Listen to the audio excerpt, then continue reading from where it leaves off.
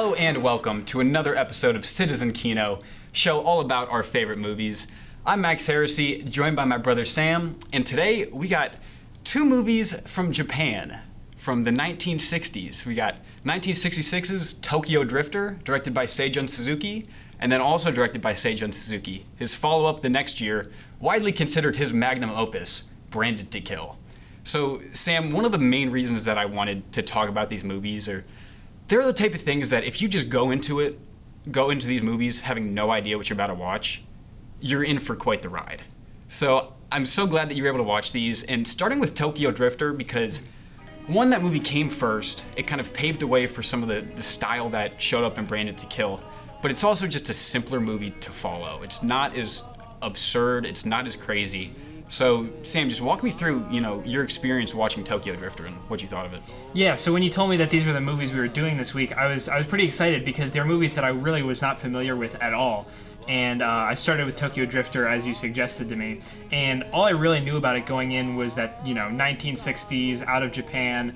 And really what I watched was, I don't think quite what I was expecting, but I think it was almost better than I was expecting in a way.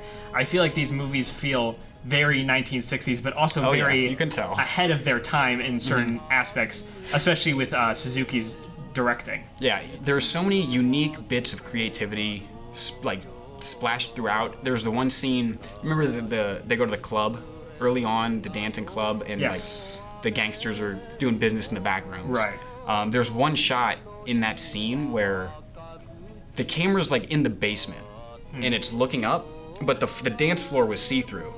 So you can still see the club, but through this, it's just such a unique angle. Very cool shot, especially for a movie from that time. And knowing that a lot of things like that are things that they just kind of came up with on the day, and they were like, this is kind of a cool idea. We should try this out. Yeah. And that's kind of, these movies are made up of those small creative moments. So tell me a little more about Tokyo Drifter before we move on. Where do you stand with this? Not the style necessarily, but this era, this time period. I don't know how many movies you've seen from this time period, but if you're not used to it, it's an experience. Yeah, I gotta say, I haven't seen many. These are probably two of the only movies I've seen from this time period and this era. And I gotta say, I was pleasantly surprised where Tokyo Drifter starts black and white, and then it just cuts right after that little opening to a very colorful, bright palette with all these shots of Tokyo, and it makes it feel very condensed and very, bright all over the place in your face, which I think is a very good representation of Tokyo, especially at that time. And then the cuts to the dark, gray concrete of these back rooms where all this crime is happening. I really enjoyed looking at this movie. I think the set pieces were fantastic.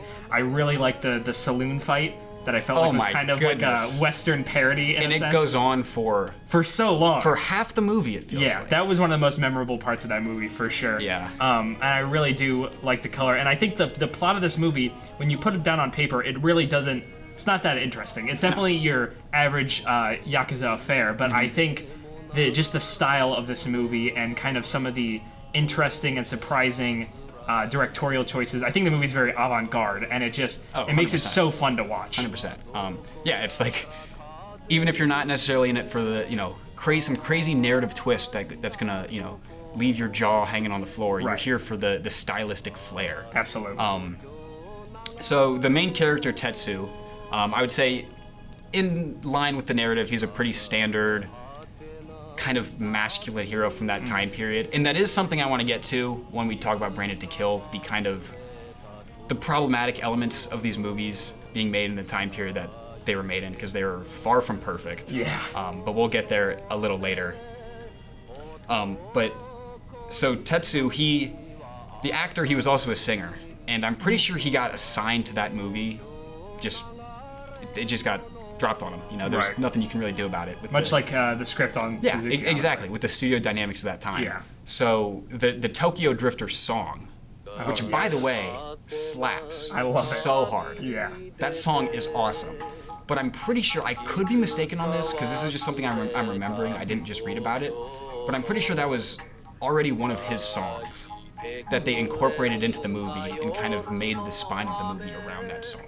I could be wrong about that, but I know at the very least that the relationship of that song between the movie and outside the movie is very fascinating. Yeah.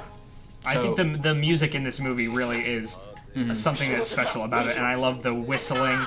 You know, there's a scene when he's in those snowy plains where all of these guys are waiting to ambush him at a cabin, and you just hear the whistling of him coming up, and he just gets them all out, and then just leaves and keeps whistling. It's so good. In the saloon fight. So who was the other? Because Tetsu was the Phoenix. Who was was it like the Viper or something like that? Tatsu the Viper, yes. Tatsu the Viper. So Tatsu the Viper finally gets his shot off at Tetsu. And so Tetsu's shot, he's laying on the ground. The Viper is like so hype. He's like, I got him. And then Tetsu just starts whistling. Yeah. He just starts whistling. And then another reason I love that saloon fight. And then 2 minutes later, he's walking out of there with miraculously no wounds to speak of. Right. And that's just what makes the movie so amazing. And all the set pieces, I don't know what the room is called, but that kind of ballroom area with the piano, that it's just so from the amazing. final, that was in the final scene. Yeah. So all that is just amazing. The villain is comical with the glasses and the red I love vest. the red coat. Yeah. So I love Tokyo Drifter. I could talk about it all day, but a movie that I could talk about even more is Tokyo Drifter's follow-up, Branded to Kill. It is widely regarded as Suzuki's best movie, at least under the conventions of his own style. Right. It takes that entertainment over logic concept and ramps it up to 1,000,000. Right. To 1,000,000. Just one scene that I think of, for example, is maybe 20, 30 minutes into the movie, Hanada, our main character. And so for anybody who hasn't seen this movie, it revolves around this hitman named Hanada who, in this Japan criminal organization, he's the third-ranked killer. He's the third-ranked hitman. I love the ranking system. And he desperately wants to be number one. Yeah. And a funny thing about the number one killer is that nobody even knows who he is or if he's a real person. Right. But somehow he's known enough to still be the number one ranked killer. Yeah. So that's kind of goofy. But anyways, Hanada is the number 3 killer. He's trying to take out the number 2 killer so he can move up in the rankings. So he goes to this little cottage area that number 2's staying at, and he sets it on fire. Yeah.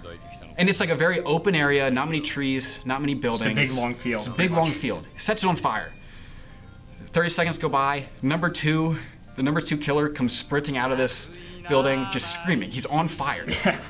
And Suzuki cuts to a shot from a totally different scene that probably didn't even make the final cut, of Hanada leaning back on a brick wall in a dark alley. He's just leaning back smoking a cigarette. Yeah. And it's the most bizarre contrast you've ever seen, because these two scenes are totally unrelated. Different. And that scene where he's running and he's on fire, if you look closely, I'm pretty sure it's sped up from how it was actually filmed, because he's running really goofily and really quickly, and then it just cuts to this almost still frame of him just standing there smoking. Yeah, I mean, dude, there's so many little, because again, Branded to Kill is a situation where same deal with the narrative. The broad strokes of the narrative are not that interesting. It's the little stylistic flares throughout the movie that make it so special.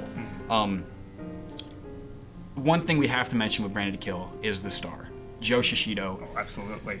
In my eyes, one of the most iconic actors of all time. How could he not be? The chipmunk himself. Yes. So, if you've been watching up to this point in the episode and you're seeing the clips of Branded to Kill, you might notice that this protagonist, his cheeks are a little puffy. A little puffy to say the least. And he wasn't just born with puffy cheeks. It was a surgical operation that the studio wanted him to do to make him into a star. And guess what? It worked. It worked. He went from normal cheeks to these chipmunk cheeks, and he immediately took off. Which is crazy. He immediately took off. And after, 10, 20 years, he got him removed, too. So, Shishido is a character. He's a staple of Suzuki movies. Gates of Flesh, Youth of the Beast, just to name a few. But with Branded to Kill, another thing, talk to me a little bit about the colors, because it's just as stylistic, but it's totally different from Tokyo Drifter. Yeah, when I started watching Branded to Kill the day after I watched Tokyo Drifter, it opens in black and white, and I was just like, oh, it's like Tokyo Drifter where, opening in black and white, cuts to color. It never cuts to color. The entire film is in black and white, and I think it really helps this kind of noir feel that he's going for.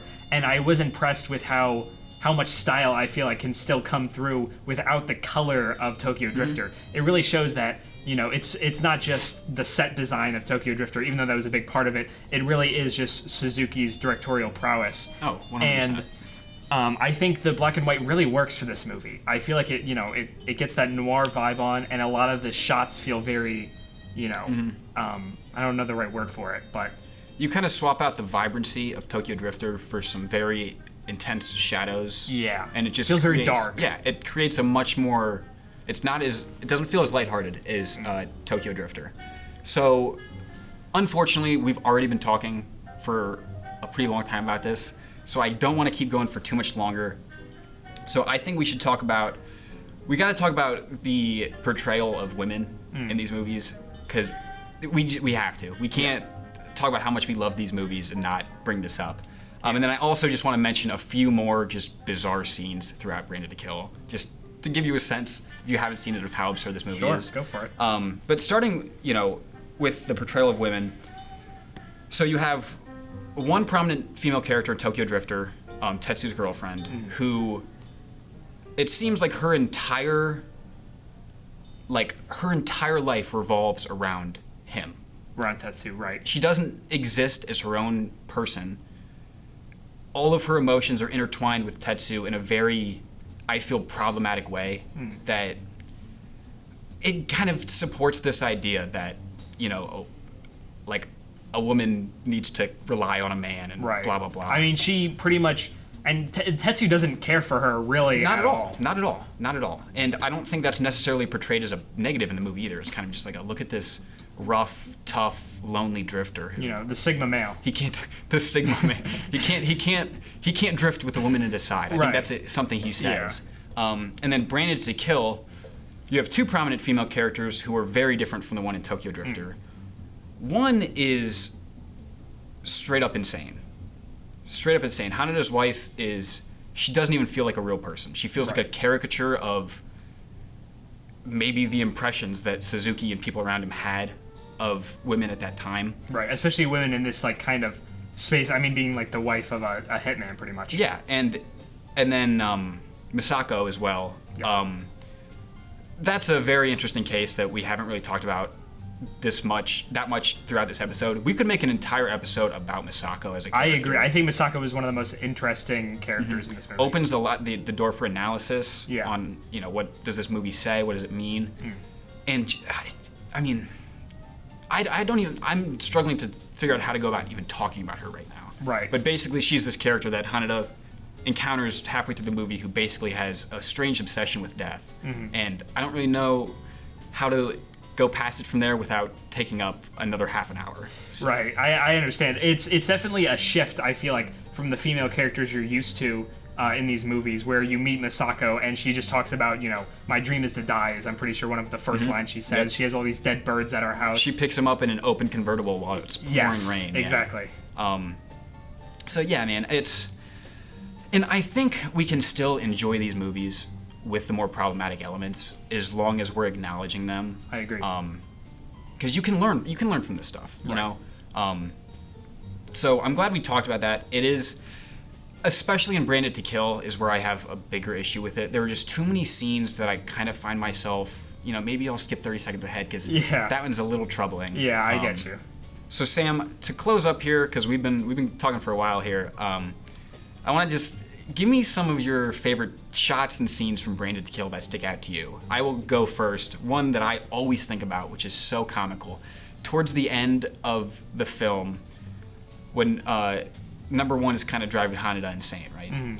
Something happens, Haneda gets some confidence back, right? He's feeling good about himself again. So what does he do? He has a 2-minute montage of himself bouncing a balloon up and down in his house and, like, dancing to it and whistling. Right. It's absurd. Yeah. It's so comical, man. It's so comical. And that's why I love the movie. Because in a lot of ways, you'd be like, this is an awful movie. Right. But with the style that Suzuki brings, it's what makes it so good. So do you have any of those scenes, Sam, that stick out to you? I know a lot of the actual hits that Haneda performs early on in the movie are quite some interesting. Yeah, he has quite some interesting kills. I think this movie really opens up near the end with the emergence of number one, where we finally kind of meet him for the first time. I think that's where this movie really started to captivate me even more than it was before.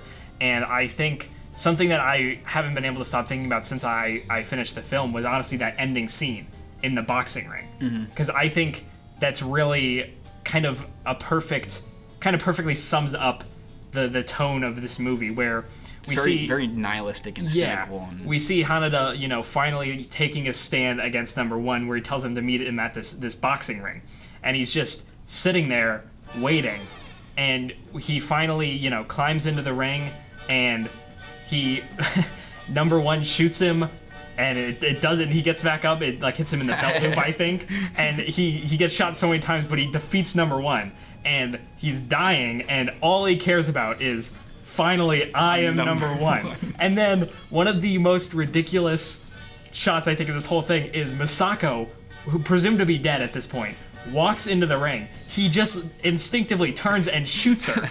She falls presumably dead, and he's just like, I'm still number one. And then, he falls over in the middle of the ring with the spotlight on him, and that's branded a kill. He died number one. I don't know if Hanada deserved a happy ending, but I guess in his eyes he kind of got it. Yeah. So we're about to the end here. Two last scenes I want to mention. There's a sequence early in the movie when he performs 3 hits really quickly. Mm-hmm. One of them is... so it's a doctor, right? Oh, and yes. I can't believe I forgot So about Hanada goes into the basement. Yeah. He unscrews the water pipe of the sink of the doctor's office. Yes. He puts his gun up. And he somehow, because he can just tell, he just knows. He's just that guy. As soon as the doctor comes up to the sink to wash something off or wash his hands off, Hanada just shoots a bullet up the pipe and just kills him. Yeah, I honestly was laughing at that moment, because you see him unscrewing and you think he's poisoning or something weird like that, and then you just see the doctors go, and you're like, what? How did that happen? And I think another one maybe we're going to talk about right after that is one with the hot air balloon, I think it was, where he basically performs another hit, and while he jumps out the window, and there's this hot air balloon we see earlier that's going up, he lays on top of the balloon, and I'm pretty sure he shoots him while he's on the balloon. Am I correct? I think he might have already killed everybody, but there's one guy left who's like, oh my goodness, what's happening? And Hanada's just slowly going up in the balloon. Slowly going up and just and then the last shot I want to mention is there's this dock area later on in the movie where Hanada fights 3 or 4 guys, and he ties. So he goes there the day before or whatever to prepare. He ties a cable to the front of his car, and then loops it through some other thing far down by his destination. Uh-huh. That stuff's unimportant. Basically, we're at a spot where Hanada is pulling him. He's under his car, and he's pulling the car with a rope as he's crawling along with it. And he's using this to deflect the shots and not get hit. And it's just comical. I love that doc scene. It's comical. That doc scene was really great. Sam, I have a lot more I want to say about these movies, but we have been talking for about 20 minutes. Unfortunately, and I don't think we can keep going. So if these movies sound of any interest to you, I would strongly recommend checking them out for a very unique movie-going experience. And even with the problematic elements that we discussed, I feel like you can still learn from them and still enjoy the movie. Yeah, there's still a lot to be loved about these movies, regardless. So, this was a great talk, Sam. I'm really glad that you've seen these movies. And onwards we go. On to the next one. Not sure what we're talking about next, but we'll find out pretty soon. So, indeed. This has been another episode of Citizen Kino. I am Max Heresy. This is my brother Sam. Thank you all for watching, and with ZTV goofing off, I never know what to say with these things. See you later. Take care, guys.